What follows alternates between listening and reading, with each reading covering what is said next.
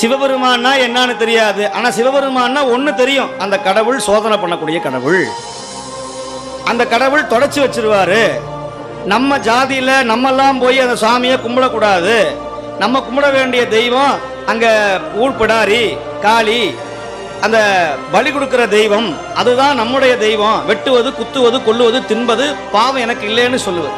இந்த மாதிரி ஜனங்கள் வாழக்கூடிய இந்த கிராமத்துல உலகத்திலேயே பெரிய தெய்வம், உலகத்திலேயே மிக உயர்ந்த தெய்வம், உலகத்திலேயே மிக எளிமையான தெய்வம், உலகத்திலேயே யாராலும் அடைய முடியாத தெய்வம், உலகத்திலேயே அன்போடு சென்றால் எளிமையாக அடையக்கூடிய தெய்வம், அற்புத தெய்வம், அவனியின் மேல் இல்லாத தெய்வம், யாராலும் கணக்கிட முடியாத தெய்வம், அருட்பெருஞ்சோதி தெய்வம், நம்மையெல்லாம் ஆட்கொள்ளுகின்ற தெய்வம், நம்முடைய பாவங்களை எல்லாம் தீர்க்கின்ற தெய்வம், உங்களுடைய முகத்திலே மகிழ்ச்சியை தரக்கூடிய தெய்வம், உங்களை எல்லாம் வையத்துள் வாழ்வாங்கு வாழ வைத்து பிறகு அவர் வாழக்கூடிய இடத்திலே உங்களையும் பக்கத்திலே வைத்து அமர வைத்து அழகு பார்க்கிற தெய்வம், ஒரே தெய்வம் நம்முடைய சிவபெருமானை தவிர, அம்பலவாண பெருமானை தவிர வேற யார் இருக்க முடியும்? யாரும் கிடையாது.